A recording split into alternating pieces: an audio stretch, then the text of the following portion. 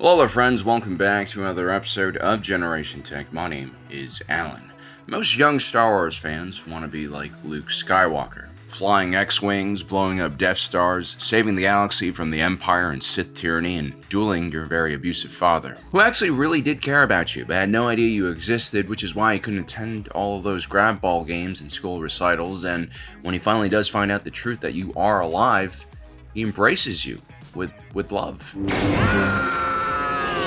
But yeah, growing up as a Star Wars fan is realizing that you're probably not going to be Luke Skywalker if you were ever in the galaxy, and that's probably not a good idea anyway. And you're far more likely to be something like a scavenger or a scrapper, working in the ruins of the Battle of Jakku, like some desert rat, or on some shipbuilding world for some scrapper guild like on Ferrix or Baraka. It's either that or moisture farming on some remote outer rim planet. And aging gracefully is realizing that being a scrapper in the Star Wars galaxy isn't all that bad because you've made it to the Star Wars galaxy, and that alone is worth celebrating. But no, seriously, why are so many people employed by the scrapping and salvaging industry in the Star Wars galaxy? Well, it has to do with a few factors. One is the general inequality in the Star Wars galaxy. When you have civilization develop without great interruption for a long period of time, which is what the Republic was, tens of thousands of continuous rule under one government, you get a concentration of wealth and resources that is just ridiculously entrenched in the fabric of the galaxy. The wealth of individuals living in the upper tiers of Coruscant is probably incomprehensible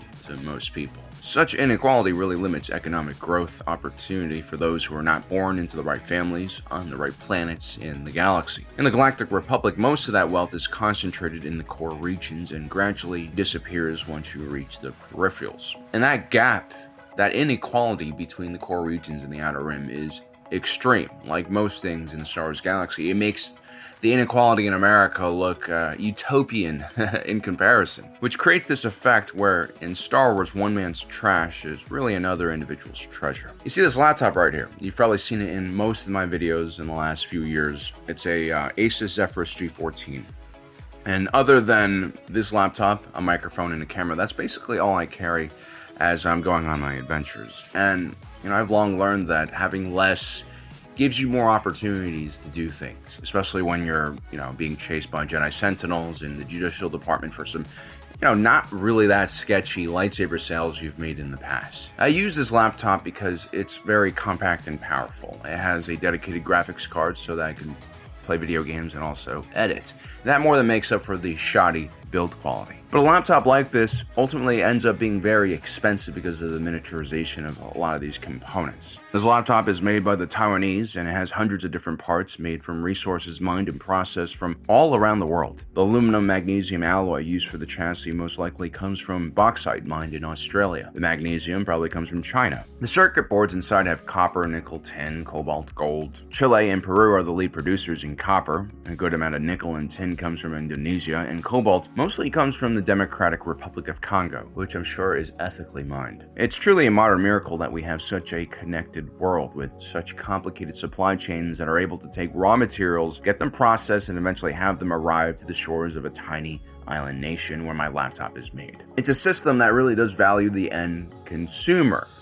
The environmental consequences and political issues with this kind of network is a whole different matter, but we live in a world where the consumer seems to come first in a lot of ways. Now imagine the same process, but for something larger, like a car, or maybe an airplane, or in the Star Wars galaxy, an Imperial-class Star Destroyer, a 1.6-kilometer-long city of a battleship, which has millions of components and tons of precious materials like dunium from Lothal, dolomite from Mustafar for the shielding of the reactor core, quandandium steel from Deciper for the turbo laser's housing, iridium for the circuit boards and the navigational computer. The sheer amount of components for a Star Destroyer is simply insane.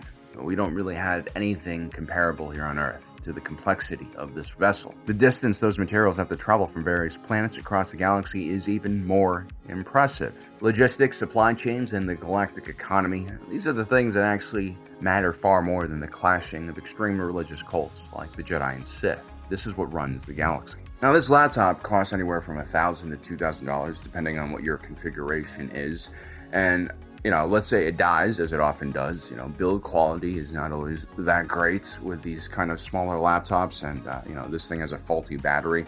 I could probably salvage this thing for maybe like $20 worth of scrap metal, which is a huge loss, and it doesn't seem like a lot of money, but there actually are a lot of countries where people make maybe $100 to $300 a month, especially in the developed world. Now, these are people usually living in countries where the cost of living is far lower, so it's not as bad as you think. Basic things like food cost less, transportation is generally done on 2 wheels instead of 4. A lot of these individuals also live off of the land as fishermen or as farmers, or maybe they live in a larger city where cheap food options and transportation are available. And so while you can lower the cost of food and transportation so that the average person can afford it in that country, because otherwise if you don't do that, you'll have a revolution. Specialized items like this laptop, because of the complicated supply chain and technology and manufacturing involved, and also the limited market, have a set price. And so getting a high-end laptop could cost a half your salary in these more developed countries, which is just completely unreasonable. Also, as an American, these laptops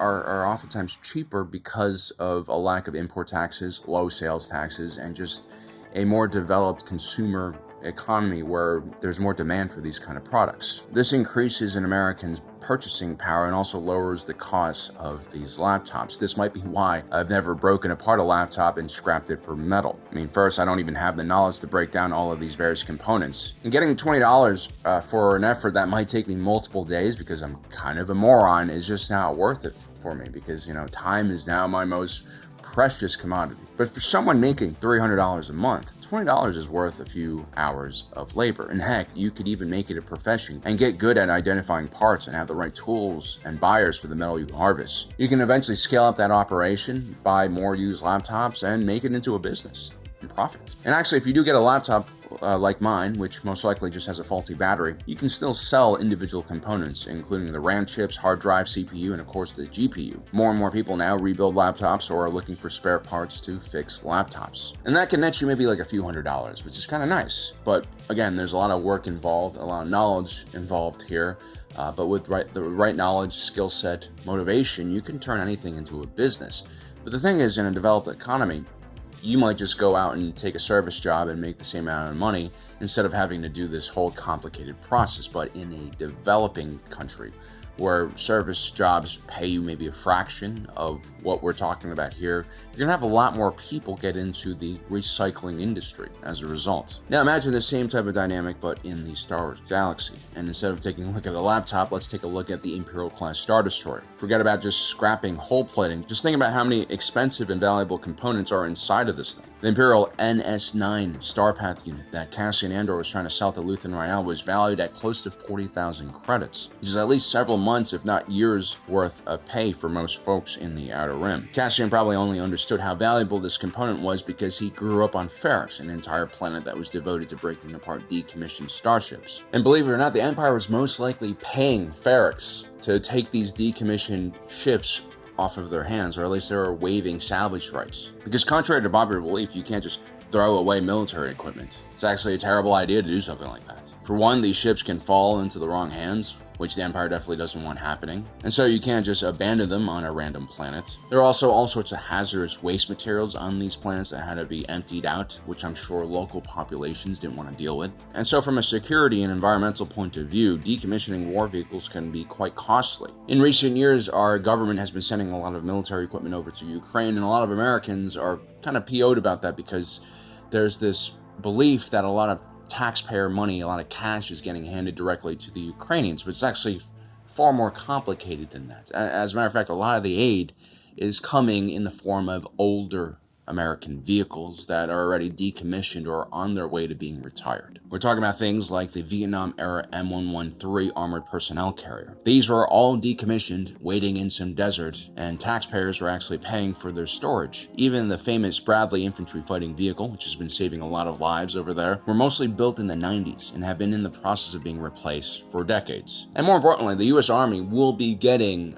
replacement funds for every one of these IFVs they're donating to the Ukrainian Army. So what we're really doing is getting rid of old vehicles that would cost money for us to decommission or store, and also funding new vehicles. which is kind of a win-win situation. This is why Emperor Palpatine's plan to completely rebuild and redesign the Imperial military was quite stupid. Not only were most of the JR's old naval and army vehicles at most 3 to 4 years in age, he also had to spend an exorbitant amount of money to decommission everything safely, which is why we have worlds like Bracca and Ferrix in the first place. Although technically, Palpatine could send, a bunch of Venators into a black hole, and then no one would get their hands on them. That's basically what the US did at the end of World War II in the Pacific. Off of the coast of Vanuatu, there's a dive spot known as the $1 Million Point, where the US reportedly dumped $1 million worth of equipment into the ocean, which caused quite an environmental degradation of the area. But we did this because it would have cost a fortune for us to ship all of those things back to the US. I mean, the fuel costs were just exorbitant. So we try to dump as much crap into the ocean before the locals started getting angry about it. Also, before the US entered World War II, we actually traded 50 old destroyers to the Brits for a 99-year lease on several military bases in the Caribbean and off of the Canadian coast. And this was a pretty tricky thing to do because at the time, the US was also full of isolationists who didn't want to get involved in the war in Europe.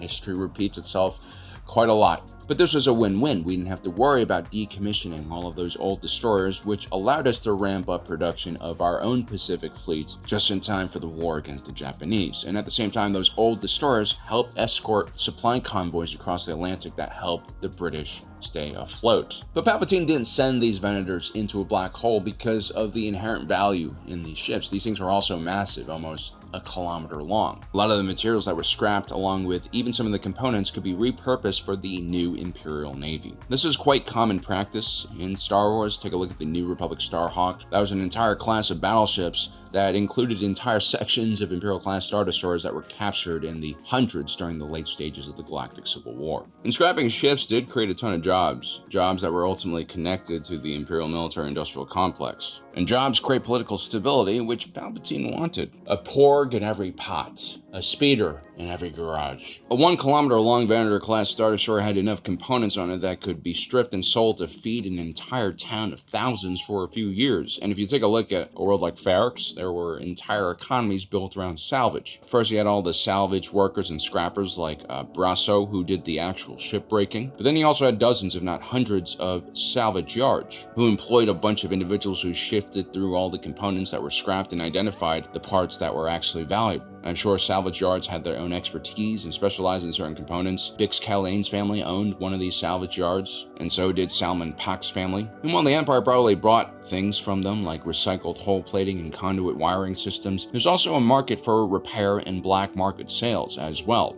which is where sketchy-ass Cassian Andor seemed to make his living. The planet of Bracca had an even more developed shipbreaking industry, and actually had a long history as a junkyard world. Unlike Ferrix, it wasn't located in the Outer Rim, but in the Mid-Rim, and there were actually organized labor groups like the Scrapper Guild who had massive contracts with the Empire to break apart ships. And remember, we're not just talking about Republic ships getting broken apart. There were also tons of Confederate ships that needed to be dismantled and kept out of the hands of the rebellion. And if you go even further out into the Outer Rim, you have planets like Jakku, where the only source of economic opportunity was scavenging the various wrecks on the planet's surface from the Battle of Jakku, one of the largest clashes during the Galactic Civil War. 30 years after the battle was finished, there were still tons of scavengers competing with each other for valuable components, which is not surprising considering the fact that the Ravager, a 19-kilometer-long star dreadnought, crashed on the planet during the battle. Yet the scavengers on the planets were all beholden to an individual known as Unkar Plot, who exchanged food rations for valuable components that were brought to him. He had a wide collection of weapons, ships, and other components that he sold off-world, and he would use a gang of thugs to keep control over the scavengers working on the planet. It's quite a brutal system. But this is what happens when you get to the Outer Rim. You have completely unregulated societies without any laws or order, and you usually have slavery like this. On many worlds, you also had Jawas, a species whose main source of income was stripping apart ships, both working and crashed, and selling their components as traveling merchants for credits or just giving people side quests. But in their defense, in places where you don't have official outlets for industrial automaton or even resellers, like on Tatooine, a traveling merchant hawking stolen droids is probably the best thing you're going to get if you need some extra equipment. This kind of reminds me a lot of the informal markets, street markets you'll see in developing countries outside of the large cities where there is a lot of bargaining and bartering. That's what we have to keep in mind about the Star Wars galaxy. As advanced as worlds like Coruscant might seem, this is a massive civilization sprawling across millions of planets and moons, and so the poverty and remoteness in some areas is quite extreme. And in those peripherals, people will be people, and they will find ways to make economic value to provide for themselves and for their families. Well, guys, I hope you enjoyed today's video. Don't forget to subscribe and hit that notification button down below so you don't miss out on the rest of our awesome content. As usual, my name is Alan, reminding you that my allegiance is to the Republic, to democracy. I'll see you next time.